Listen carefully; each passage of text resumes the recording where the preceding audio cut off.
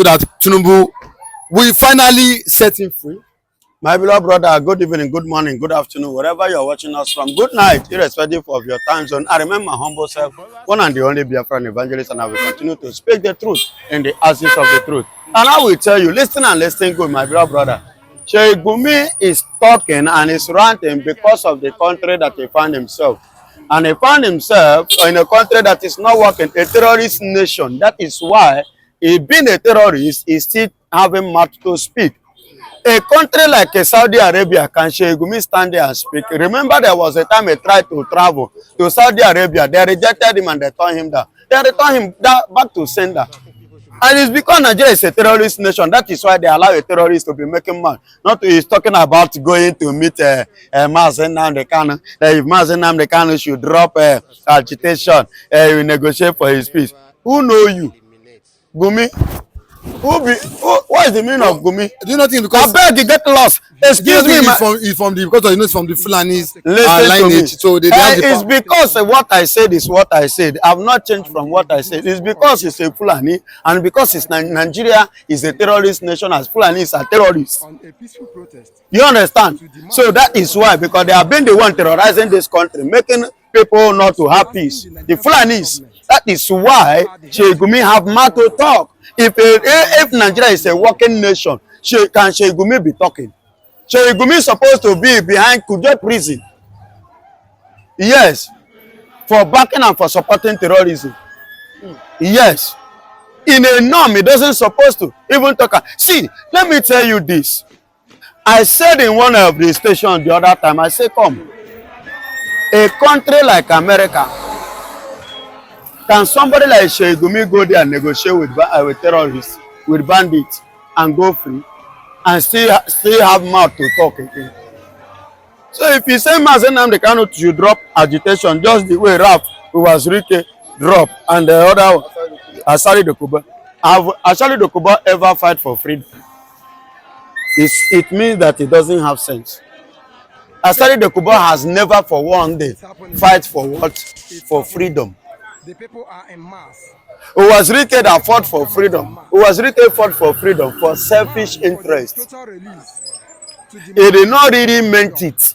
And that was why he was settled. And he collected his own share. And he forget everything. He abandoned everything. Dumped us because I was a member of the Masop then. You understand?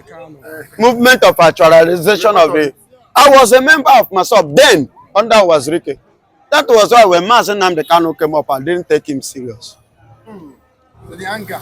Because of the way was Rike treated us. I thought Nnamdi Kanu is another was Rike, likewise every other Nigeria. They felt that Nnamdi Kanu is another was Rike, which they were, bribe as usual, and he still... And he's talking about negotiating or dumping that he will go and negotiate with government to free Nnamdi. Do you know how many times Buhari tried to negotiate with Nnamdi Kanu before he died?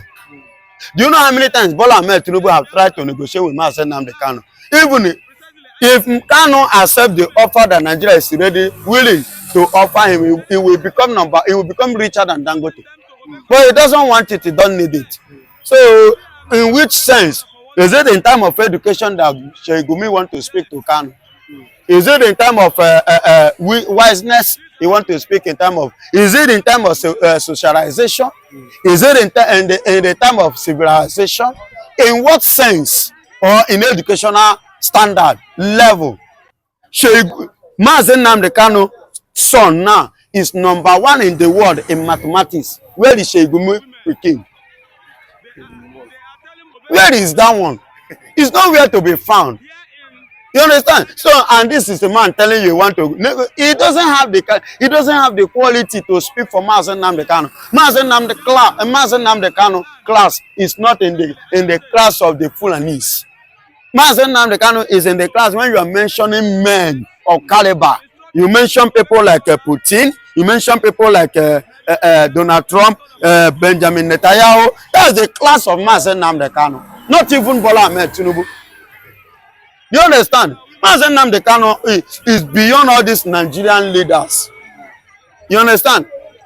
It's above all these Nigerian parading fashion leaders. You know, so it's not something that Sheikh Gumi should, or maybe let Sheikh Gumi just tell us, say, he want to use the opportunity, that they should give him an opportunity for him to see this man that hold a whole nation to ransom. Let them give him opportunity for him to tap grace, because he knows that Nnamdi Kanu carry grace that no Fulani has ever controlled.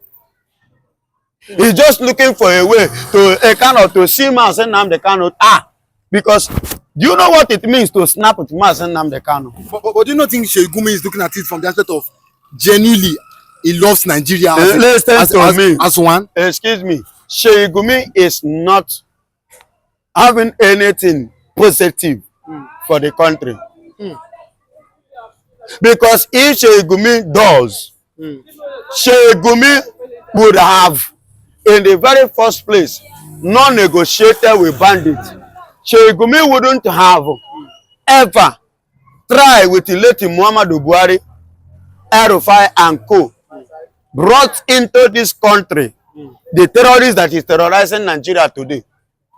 Sheikh Gumi wouldn't have ever with Bola Ahmed Tinubu negotiate and reach an agreement to bring all these people in order to make Jonathan government ungovernable.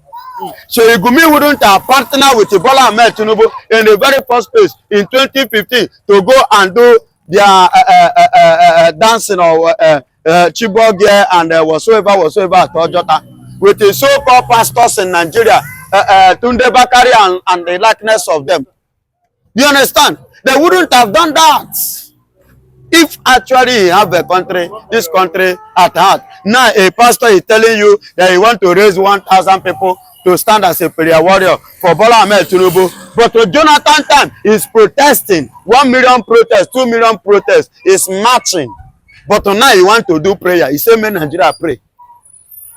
And how much was the price of goods and security and everything during Jonathan time? And to compare it now, that he cannot stand up now to speak. He cannot stand up now to march. He cannot stand up now to act. But during Jonathan time, Igbophobia. During Jonathan time, hatred that they have against it. And now Sheikh Gumi is I don't blame all of them. I don't blame it. It's none of their. It's not their fault. It's the fault of the country that the stupid British. Okay, but the Tinubu government are saying that they will never forgive Peter Obi because Peter Obi recently said what Trump must come and fight these terrorists, and it's as if they are not happy with that statement. They said, why would Peter Obi, say such a thing that Donald Trump? Because Peter Obi doesn't want to play in the gallery of the bunch of liars, including those like the one that call himself Coca Bishop, who is a Christian bishop, Coca Bishop, all B and the Coca, all of them are the same thing. Who went and told lies. He said if he was look at the young lady, a Christian who said there was no genocide because of the change that they are collecting or they are collected from the government. Glory be to God. You see the judgment that catch up with her. The same people you protected are the same people that came to the same church and kill you. You understand? They are the same people that visited that same church, the place that she was worshiping, and killed her there. In Kwara, the people that she was protecting. I wish the judgment of God should continue like that, including in the bishop and Pope, all these people, bunch of liars parading themselves. That is why they say they will not forgive Peter Obi, because he speaks the truth. Abi? Do you know that's why they will not allow any Igbo man to become the president? Because they know that Igbos stand for truth. He said Donald Trump. Trump. Igbos are going to expose so many things. Take a look at Nnamdi Kanu. Do you know that we have seen that in Nigeria, the constitution of Nnamdi Kanu have messed Nigerian constitution up? Yes, it have exposed it to the world that in Nigeria we don't have law. In Nigeria, they have been saying that Nigeria is a lawless nation, and they are pretending, defending it. Look at your chief advisor of security whatsoever, Ribadu, and your foreign affairs minister, Bianco Ojukwu. All of them that carry themselves, ponder themselves to America to go and defend the evil that is going on in Nigeria. Under the same watch now as I speak to you, day before yesterday, in Imo State, church shut down, set ablaze. under their watch, where they were defending the evil in Nigeria. And most of them are under the watch of most of them are in Kebbi, in Taraba, in Jarigo, in Kwara State. In mention the state, the place now, this place that even I don't want to talk about Bonu or Plateau again or Benue. That place has become a completely no-go area. Who are the cause? The Fulanis are the cause. And funny enough, the most annoying thing is that these people are not contributing anything to the progress of this country. But they are the one that the Tinubu, the likeness of Tinubu and Co are singing praises to. Then somebody speak the truth. He say, that you will not forgive him. This one, you hate him because he speak the truth. How many of them, as they parade the full Lagos, how much are they contributing on daily basis? How many of them they pay house rent? How many of them they pay NEPA bill?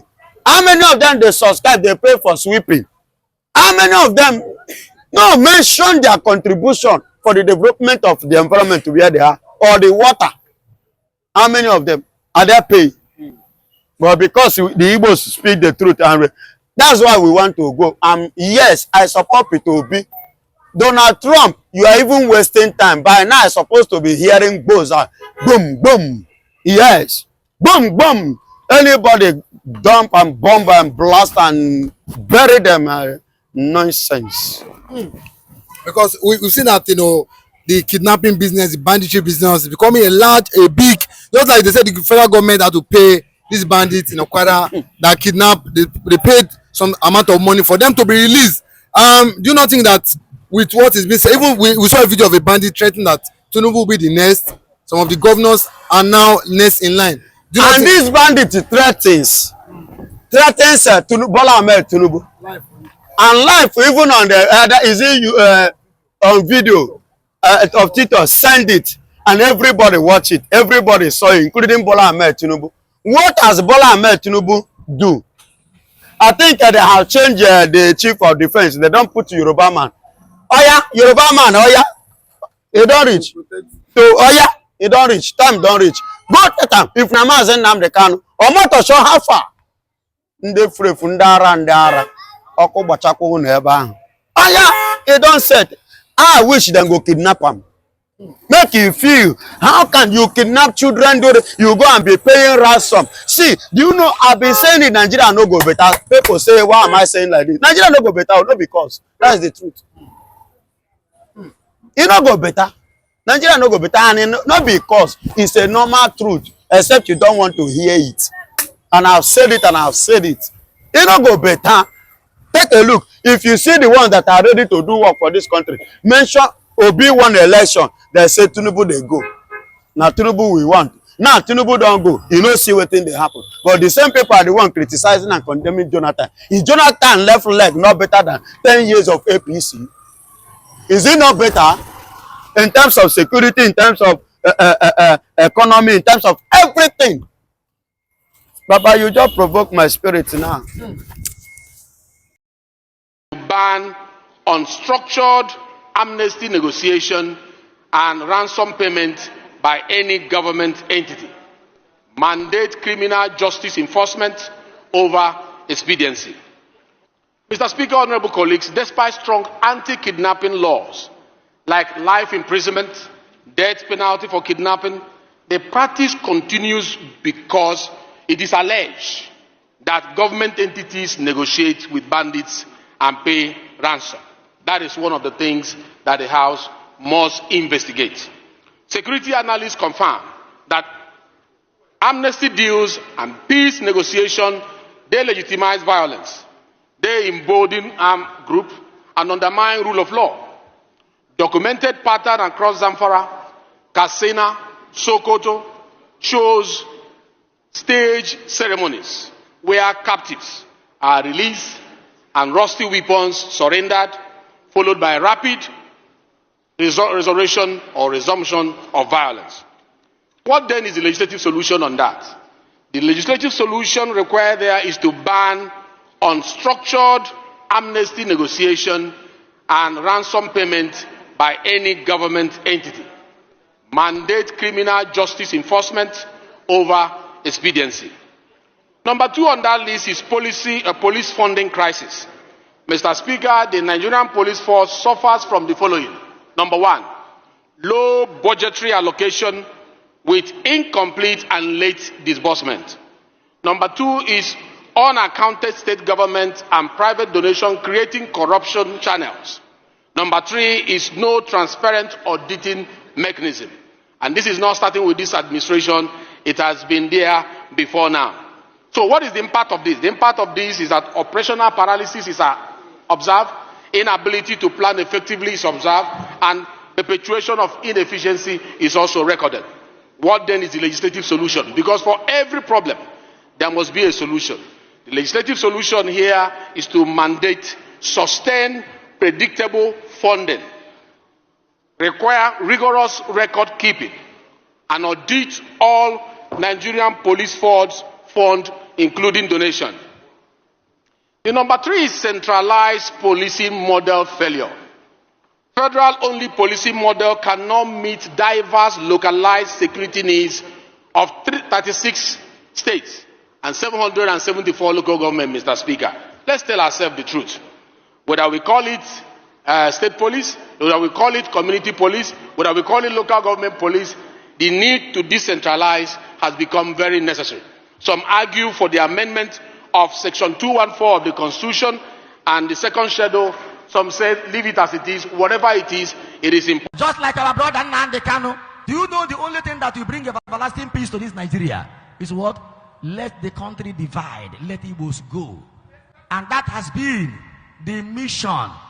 That has been the message of Nnamdi Kanu. A country where injustice, nepotism, tribalism is the order of the day.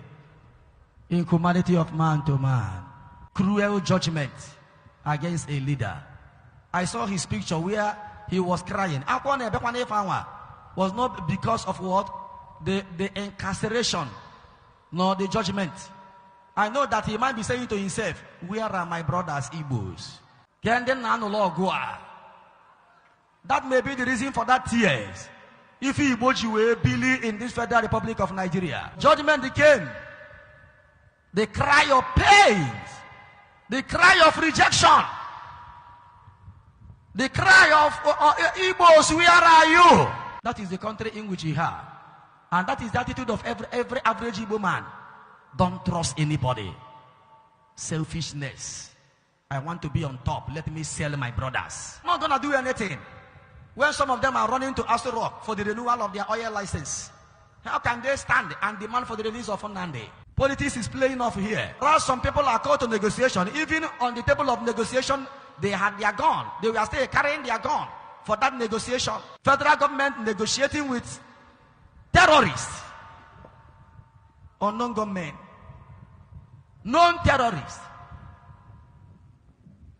But this one is demanding for justice. It's demanding for equity. Demanding for what? Inclusive government. Where average Igbo man will have a position and have a say in the Federal Republic of Nigeria. You to know that I used to say it all the time. The only friend you have that will not betray you is who? Jesus. Yes. This move to divide Nigeria, advice from the Vice President, Mr. Sheikh. Well, it's a good thing that he is the one saying what he says. But Nigeria is already divided. Even if he is aware that Nigeria is divided, ask him now. Nigeria as one country has two laws that are governing or that are being run concurrently in one country called Nigeria. For instance, in the north, we have penal code. Penal code in the north simply means that it protects. It's more of like a religious kind of a law that protects homicide. You know, when you commit homicide in that area and you said you did it to protect the names of Allah, you can't be, nothing will happen to you. In the south, we have criminal code. So in one country, two laws are governing that country. So is that no division already? That one shock you. Go leave for that area of law. We have state police. Who are the state police? The north already have their own state police, which is called Hizbah.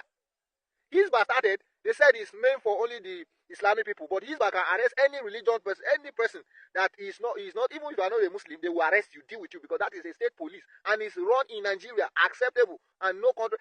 There was a video that popped up that a particular man came out to cry that the Sharia court have almost taken over his shop, until when the outcry was high, when that man came into the matter, that was when they released the guy's shop for him.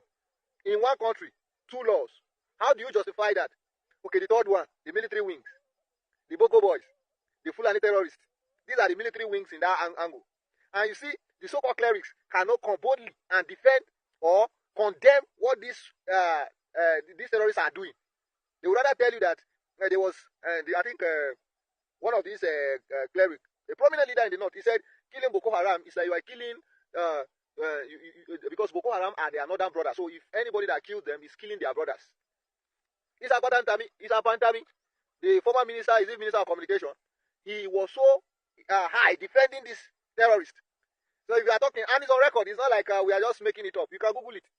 So Nigeria is divided. There's no way you're going to say it is time for us to come together. Nobody is coming anywhere together. If we are together, you don't need to keep preaching this unity. Why is it that Nigerian leaders keep they become unity beggars? You are begging for unity when there's no unity. Absolutely, there's no unity. All of us know. Everybody knows. Say everybody does. They look everybody's eyes like this. When if you are not from a certain region, especially in the northern part of the country, which they believe that they are the supremacists, they are the ones that are supposed to rule in every angle, you will not be entitled to other jobs in the country. There are certain things you cannot do. If you do it that you are not from the north, you are in trouble. Let's say the truth. Nothing like beating around the bush. Because of the news that I saw that the vice president have just posted. Nigeria is divided. Okay, you yourself don't say Nigeria is divided. And now we are waiting for America. When they call help us do when they first help us dislodge those terrorists, the next move is make everybody kukuma they go. Let's cut off the cancer so that it will not end up destroying others. Because this thing cannot stop. It's just like it's built on ideology, and everyone believes that this ideology must be accomplished. So you see so many prominent politicians supporting this evil.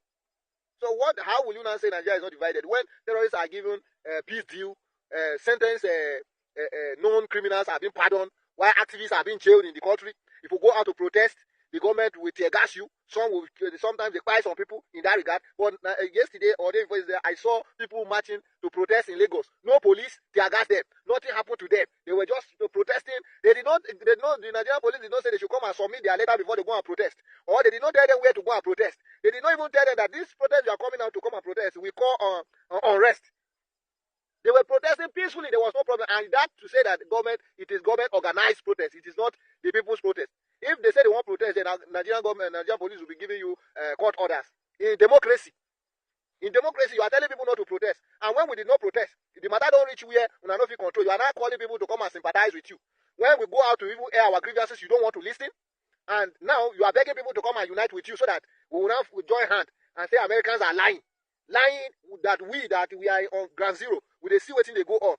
So at the end of the day, when we succeeded coming together with you and deceiving ourselves that Americans are lying, when they leave, then reality.com, we'll go back to the factory setting, Abi.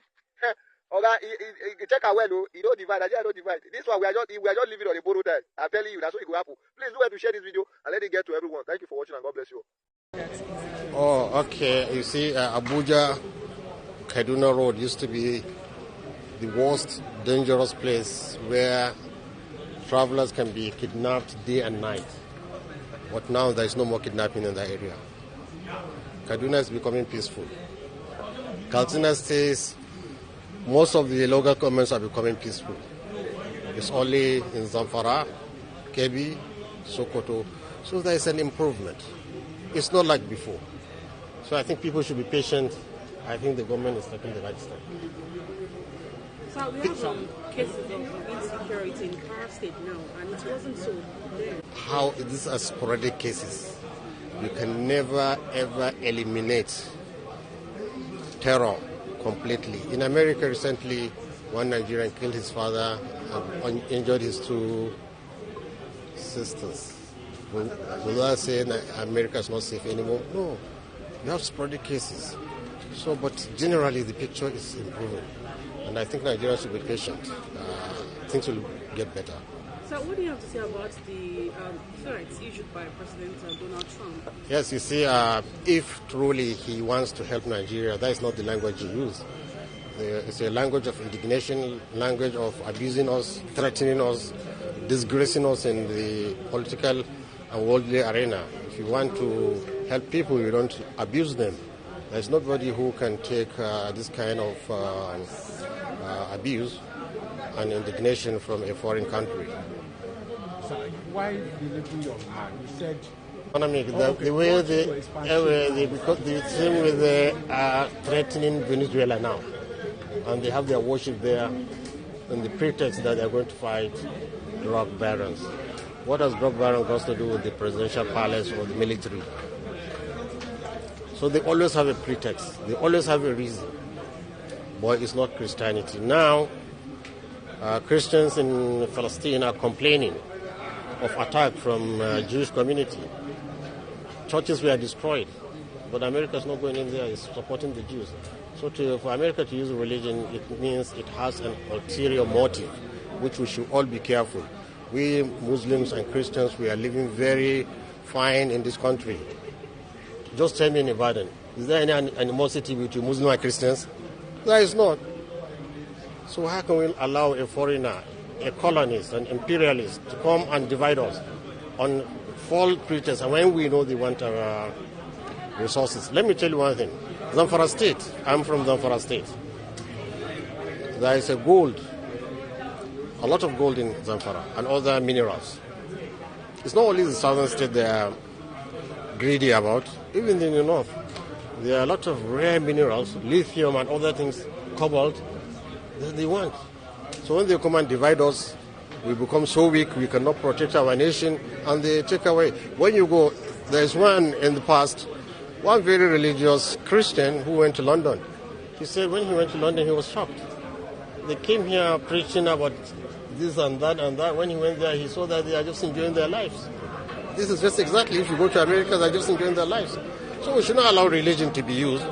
As well, I will not allow Islam to be used by any foreign nation or the Arab world to come here and divide us. Because when you go there too, it's about nationalism, Arab nationalism. It's not about Islam. So we should not allow all these foreigners to come in and disturb us, whether Islamic or Christian. Thank you very much.